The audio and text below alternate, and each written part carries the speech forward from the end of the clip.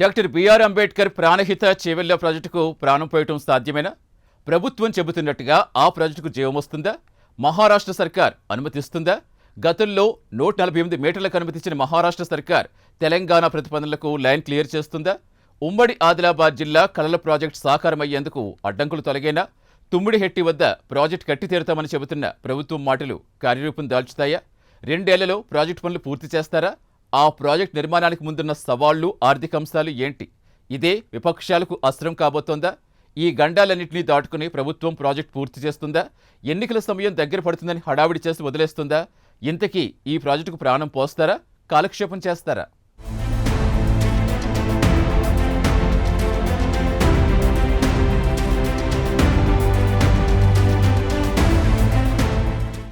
కొమురం భీం ఆసిఫాబాద్ జిల్లా కౌటాల మండలం తుమ్మిడిహెట్టి వద్ద ప్రాజెక్టు నిర్మించి ఆదిలాబాద్ ఉమ్మడి జిల్లాను సస్యశ్యామలం చేయాలని, ఆ తర్వాత ఆ నీటిని చేవెళ్లకు తీసుకుపోవాలనే కాంగ్రెస్ ప్రభుత్వ ఆలోచన. ఉమ్మడి రాష్ట్రంలోని వైఎస్ రాజశేఖరరెడ్డి హయాంలో ప్రాణహిత చేవెళ్ల ప్రాజెక్టును 2008లో నాటి కాంగ్రెస్ ప్రభుత్వం ప్రారంభించింది. 38,500 కోట్ల రూపాయల అంచనా వ్యయంతో దాదాపు 16 లక్షల ఎకరాలకు సాగునీరు, 106 కిలోమీటర్ల మేర కాల్వలు తవ్వేలా ప్రణాళికలు రూపొందించారు. దీనికి సంబంధించి 71.05 కిలోమీటర్ల మేర భూసేకరణ పూర్తికాగా 46 కిలోమీటర్ల మేర పనులు సైతం పూర్తయ్యాయి.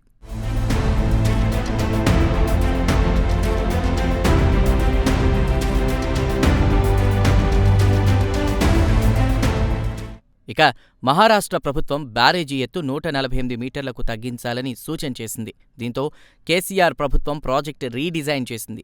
తుమ్మిడిహట్టి బ్యారేజీని పక్కన పెట్టి మేడిగడ్డ, సుందిళ్ల, అన్నారం వద్ద 3 బ్యారేజీలను కాళేశ్వరం ప్రాజెక్టులో భాగంగా నిర్మించారు. దీంతో ఉమ్మడి ఆదిలాబాద్కు తీరని అన్యాయం జరిగింది. తలాపునే గోదారి, మన చేను చెలక ఎడారి అన్న చందంగా అటు గోదావరి, ఇటు ప్రాణహిత ప్రవహిస్తున్న ఉమ్మడి ఆదిలాబాద్ జిల్లాలో ఒక్కటి సరైన ప్రాజెక్టు లేక చాలా చోట్ల రైతులు వర్షాధారంపై ఆధారపడుతున్నారు.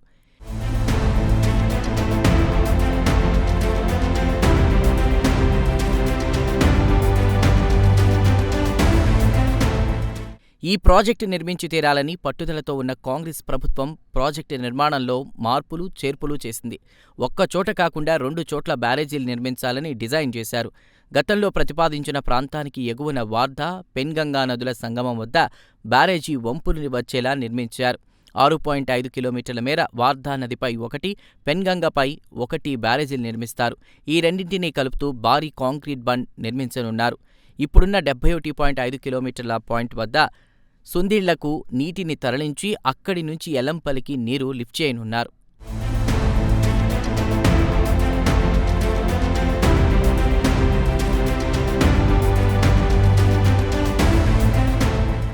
ఇకపోతే కాళేశ్వరం ప్రాజెక్టు నిర్మాణం కేవలం బీఆర్ఎస్ పార్టీకే లబ్ధి చేకూరిందని ఆరోపిస్తున్న కాంగ్రెస్, కాళేశ్వరం ప్రాజెక్టు సాంకేతిక లోపాలే తుమ్మిడిహట్టి ప్రాజెక్టు నిర్మాణానికి ముఖ్య కారణమని చెబుతోంది. కుంగిన మేడిగడ్డ బ్యారేజీ మరమ్మతులు ఎప్పటికి పూర్తవుతాయో చెప్పలేమని, ఎట్టి పరిస్థితుల్లో తుమ్మిడిహట్టి పూర్తి చేస్తామని కాంగ్రెస్ నేతలు చెబుతున్నారు. బీఆర్ఎస్ ప్రభుత్వం చేసిన తప్పులను ప్రభుత్వం ప్రజల్లో చర్చకు పెడుతోంది.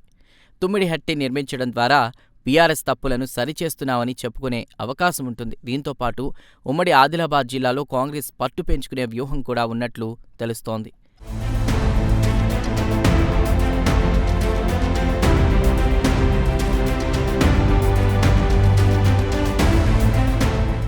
ఇదిలా ఉంటే తుమ్మిడిహెట్టిపై కాంగ్రెస్ పార్టీ కొత్త నాటకాలు ఆడుతోందంటూ బీఆర్ఎస్ దుయ్యబడుతోంది. కేవలం రైతులను మభ్యపెట్టేందుకే హడావిడి చేస్తున్నారంటూ ఆగ్రహం వ్యక్తం చేస్తోంది. కేంద్ర జలవనరుల శాఖ సంస్థలు తుమ్మిడిహెట్టి వద్ద తగినంత నీటి లభ్యత లేదన్నాయని, ఆ అంశాలను దాచిపెట్టి కాంగ్రెస్ పాత లెటర్లను వక్రీకరించి చూపిస్తోందని బీఆర్ఎస్ ఆరోపిస్తోంది. అలాగే తుమ్మిడిహెట్టి ప్రాజెక్టుపై తెలంగాణ ప్రభుత్వ వైఖరి గందరగోళంగా ఉందని, మంత్రులు ఒకలా, సీఎం రేవంత్ రెడ్డి మరోలా మాట్లాడుతున్నారని ఆ పార్టీ నేతలు అంటున్నారు. 150 మీటర్ల ఎత్తుతో ప్రాజెక్టు నిర్మాణానికి ఇప్పటివరకు ఎలాంటి స్పష్టమైన ఒప్పందం కుదరలేదని గులాబీ సైన్యం చెప్పుకొస్తుంది.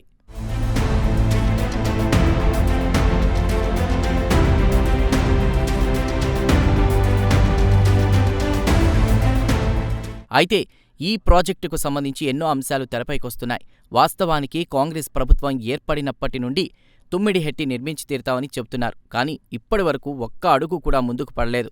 మహారాష్ట్ర ప్రభుత్వంతో తెలంగాణ చర్చలు కొనసాగించాల్సింది. ఆ ప్రభుత్వం అంగీకరిస్తేనే ప్రాజెక్టు అడుగులు ముందుకు పడతాయి, లేకపోతే లేదు.